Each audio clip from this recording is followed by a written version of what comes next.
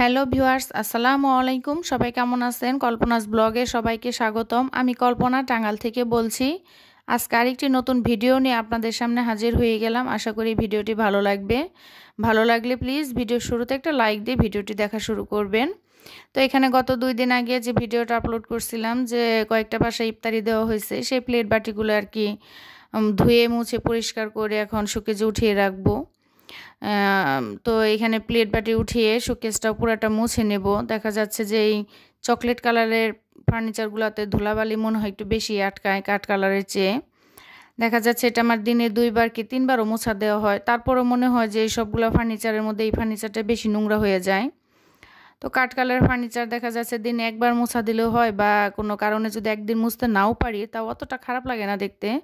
কিন্তু এই ফার্নিচারটা আমাকে দিনে 2-3 বার মোছা দিতেই হয়, না হলে এটার দিকে তাকানোই যায় না, মনে হয় একদম সাদা হয়ে আছে, পাউডার ভরে আছে এরকম লাগে আর কি।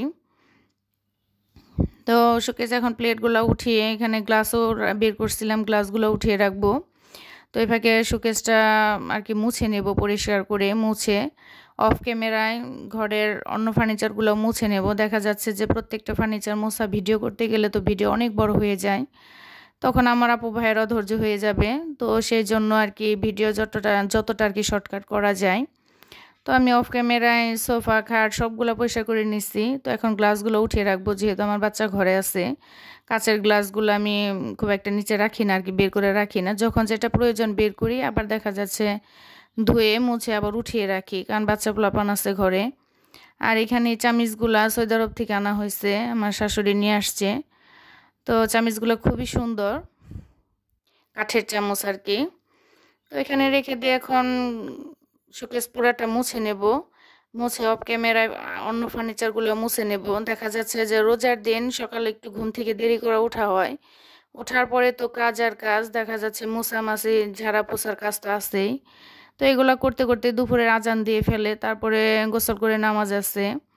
তো এগুলো শেষ দিয়ে আবার দেখা যাচ্ছে 3টার দিকে রান্নাঘরে আসতে হয়, না হলে তো রান্নার সাথে সময়ের সাথে শেষ করাই যায় না, যেহেতু সন্ধ্যা রাতের রান্না, সেহরির রান্না, আবার আপনি ইফতারির রান্না করতে হয়। তো ঘরের সব কাজকর্ম শেষ দিয়ে গোসল আসল করে নামাজ পড়ে দেখা যাচ্ছে এটা বিকেলের দিকে আর কি রান্নাঘরে আসছি। আজকে এখানে গরুর মাংসটা আর একটু ভোনা ভোনা করব। দেখা যাচ্ছে ঝোলের তরকারিটা আসলে খেতে চায় না বাচ্চারা। তো এখানে মেয়ে বলতেছে যে আম্মু আজকে গরুর মাংসতে আলু দিবা না, দেখা যাচ্ছে ঝোলও দিবা না, আজকে গরুর মাংসটা একটু ভুনা ভুনা করে রাখবা, সাথে ডাল হলে আর কি সেহরিতে বাচ্চারা খেতে পারে। সেহরিতে তো আমার ছোট মেয়ে মাছ খাবেই না, আমার মাছ পছন্দ না, বড় মেয়ে টুকটাক মাছ খায়। তো এর জন্য দেখা যাচ্ছে যে মাংস আর ডিমটাই সেহরিতে খায় বাচ্চায়, ছোট মেয়েও পছন্দ করে, আর আমার কাছে তো ডিম আর ভর্তাটাই ভালো লাগে। তো এখানে মাংসটা করে রাখতে হয় বাচ্চাদের জন্য। তো এখানে আমি গরু মাংসটা ভুনা বসাবো। আদার্স মাংসতে যা যা লাগে সব মশলা একে একে দিয়ে দিব, গরম মশলা, লবণ। তো এখানে আদা রসুন বাটাও দিয়ে দিব, দিয়ে মশলাটা ভালো করে কষিয়ে তারপরে মাংসটা দেবো। এর জন্য মাংসটা আজকে ছোট ছোট পিস করে নিছি। আর গরুর মাংসতে যেহেতু একটু আদা রসুন বেশি দিতে হয় মুরগির চেয়ে, তো এখানে একটু আদা রসুন বেশি দিয়ে দিলাম। দিয়ে এখন আদা রসুনের যে মানে একটা গন্ধ, স্মেল, এটা জন্য 1 মিনিট আর কি একটু ভেজে নেব। আর এখানে দিয়ে দিচ্ছি একটু আস্তা শুকনা মরিচ। আমার কাছে ইদারিং গরুর মাংসের মধ্যে একটু আস্তা শুকনা মরিচ, তারপর হচ্ছে আস্তা রসুন দিলে বেশ ভালো লাগে আর কি। তো আমার ঘরে ছোট রসুনটা ছিল না, এর জন্য আর দেওয়া হয় নাই।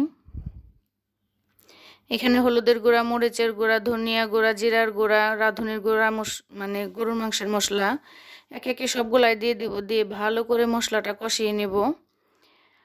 মশলাটা যতটা কষানো মানে যত কষানো যায় তত দেখা যায় খাবারের টেস্ট বাড়ে, এর জন্য মশলাটা ভালো করে কষিয়ে নিতে হয়। আর তেজপাতাটা আর কি দিতেও শুরুতে ভুলেই গেছিলাম, এর জন্য পরে দিয়ে নিলাম। দিয়ে এখন মশলাটা ভালো করে কষানো হয়ে গেছে, এখন মাংসগুলো দিয়ে দেবো। মাংস এখানে ছোট ছোট পিস করে নিছি, যেহেতু আজকে ভুনা করব, আলু দেবো না, ঝোলও রাখবো না। দেখা যাচ্ছে ইফতারি খাওয়ার পরে রাতের বেলা তো সন্ধ্যা রাতে বেশি খাওয়া হয় না, বাচ্চারা যদি মাঝে মধ্যে মন চায় তো খায়, আবার মাঝে মধ্যে খায়ও না। আর এখানে আমি ডালটা বসিয়ে দিলাম, আজকে ডালটা একটু ঘন করে রান্না করব। ডাল ভর্তাও না, আবার ডাল দেখা যাচ্ছে যে একটু ঘন ঘন করব, এই জন্য ডালটা বসিয়ে দিলাম এক চুলায়। এক চুলায় আর কি গরুর মাংসটা, আর এক চুলায় ডাল। তো আমার ডালটা ফুটে গেছে, এখানে ডাল ঘুটনি দিয়ে ডাল ঘুটে সেখানে একটু হলুদ দিয়ে দিচ্ছি, টমেটো দিয়েছিলাম, আর এখানে কাঁচামরিচ দিয়ে দিলাম, পেঁয়াজ রসুন তো ডালের সাথেই দিয়ে দিছিলাম। তো এখানে আমি গরুর মাংসতেও ঝোল দিয়ে দিচ্ছি। দেখা যাচ্ছে এটা এখন কম আছে হবে। আমার ডালটা হয়ে গেছে। ডালটা আজকে আমি একটু ঘনই রাখছি, কারণ যেহেতু ডাল ভর্তাটা বেশি করি, তো আজকে মন চাইলো যেহেতু গরুর মাংসর সাথে একটু ডাল রান্না করি, তবে একটু ঘন করে করি আর কি। আমার ডালটা হয়ে গেছে আর মাংসটাও হয়ে গেছে। এই তো মাংসটার একদম ফাইনাল লুক, একদম ভুনা ভুনা করেছি। এখানে ঝোল রাখবো না, যেহেতু আবার সন্ধ্যাতে গরম দিব, খাবে বাচ্চারা। আবার শেষ রাতেও দেখা যাচ্ছে গরম দিয়ে খাওয়া হবে, সেই জন্য এরকমই রাখছি আর কি। তো হয়ে গেছে। এখন আমি ইফতারের জন্য আর কি আজকে চিকেন ফ্রাই করব। আজকে আমাদের বাসায় ইফতারিটা দেখা যাচ্ছে এক একজন এক এক আইটেম খাওয়া হবে। আর মুড়ি মাখাটা তো এটা মাস্ট, এটা করাই হবে। সাথে ইফতারের আইটেমটাও ভিন্ন ভিন্ন আজকে। তো এখানে আমি চিকেনের জন্য দুপুরবেলা বলতে 12টার দিক দিয়ে আর কি চিকেনটা ম্যারিনেট করে রেখে দিছিলাম। এটা 5-6 ঘন্টার মতো ম্যারিনেট করে রাখলে চিকেন ফ্রাইটা খেতে আরও বেশি ভালো লাগে। মিনিমাম 3 ঘন্টা তো রাখতেই হবে। তো আমি এটা 12টার দিক দিয়ে ম্যারিনেট করে রেখে দিছিলাম আর কি। এখন ইফতারের আগদার কেটে ভেজে নেব। এখানে একটু মরিচের গুঁড়া, জিরার গুঁড়া, তারপরে আদা রসুন বাটা, সয়া সস, এই সবগুলা দিয়ে আর কি, নুডলসের মশলা দিয়ে, লেবুর রস, এগুলা দিয়ে আমি ম্যারিনেট করে রেখে দিছিলাম। আর এখানে ময়দার সাথে একটু চালের গুঁড়া, ময়দা আর হচ্ছে একটু মরিচের গুঁড়া, লবণ দিয়ে এখন এটাকে ভালো করে কোট করে নেব। চিকেন ফ্রাইটা যতটা কোট করবেন ততটাই ক্রিস্পি হবে। তো এখানে একটু পানিতে আবার চুবিয়ে নিতে হবে, একটু পানিতে ভেজে নিতে হবে। অনেকে ডিমের মধ্যে গড়ে এনে, তো আমি পানির মধ্যেই দিয়ে ভালো করে কোট করে এখন এই তো তেলের মধ্যে দিয়ে দিতেছি। তেলটা ভালো করে গরম করে নিয়ে এটা আঁচটা একদম কমিয়ে রাখবো। আর এই চিকেন ফ্রাইটা ভাজতে মিনিমাম 15 থেকে 20 মিনিট সময় লাগে। তো কম আঁচে দিয়ে রাখতে হবে, না হলে ভিতর থেকে মাংসটা সিদ্ধ হবে না, খেতেও ভালো লাগবে না। দেখা যাবে যে উপরে হয়ে যাবে, ভিতরটা একদম কাঁচা কাঁচা থাকবে। তো সেই জন্য একদম কম আঁচে দিয়ে রাখবো। বাচ্চারা কিন্তু এই চিকেন ফ্রাইটা খুবই পছন্দ করে। দেখা যাচ্ছে বড়দেরও পছন্দ, আমার নিজেরও খুব ভালো লাগে। তো মাঝে মধ্যে তো এইভাবে চিকেন ফ্রাইটা করে দিই।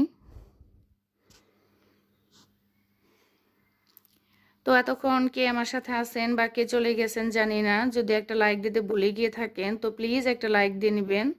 আর আমার ভিডিওটা কেমন লাগলো সেটা অবশ্যই কমেন্টের মাধ্যমে জানাবেন। আর চ্যানেলে যদি আজকে নতুন হয়ে থাকেন, আমার ভিডিও যদি আপনাদের কোনো অংশ ভালো লেগে থাকে, তাহলে আমার এই ছোট্ট চ্যানেলটিকে সাবস্ক্রাইব করে আমার বন্ধু হয়ে আমার পাশেই থেকে যেতে পারেন। তো এখানে আমার চিকেন ফ্রাইটাও হয়ে আসছে। এখন চিকেন ফ্রাইটা নামিয়ে ফেলবো। এটা তো দেখা যায় বাচ্চাদের খুবই পছন্দের একটা খাবার। অধিকাংশ বাচ্চাই কিন্তু চিকেন ফ্রাইটা পছন্দ করে।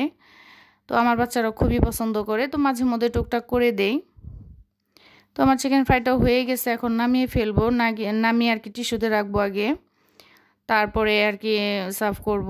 আর আজকে আমাদের ইফতারিতে তো এক একজন এক একটা দেখা যাচ্ছে নুডলস, ফল টল, আবার মুড়ি মাখা তো মাস্ট, এটা থাকবেই। তো আমার চিকেন ফ্রাইটাও হয়ে গেছে, এখন এটা পরিবেশন করব। এটা বাচ্চারা খাবে, বাচ্চারা খুবই পছন্দ করে। দেখা যাচ্ছে রোজার মধ্যে প্রতিদিন একঘেয়েমি খাবার বাচ্চারা পছন্দ করে না। তো আমরা বড়রা যারা আছে এরা তো মুড়ি মাখা প্রতিদিনই করি আমরা আর কি। তো মাঝে মধ্যে ঘুরে ফিরে বাচ্চাদের জন্য অন্য অন্য আইটেমে করা হয়।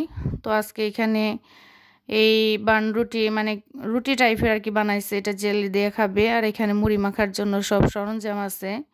এখানে বুট, পেঁয়াজু, বেগুনি, ছোলা, মানে সবই আছে আর কি। আর এখানে আপেল, কলা, মানে সব ফলে নেওয়া হয়েছে, যে যেটা খাওয়া হয়, আঙ্গুর, ইফতারের জন্য আর কি।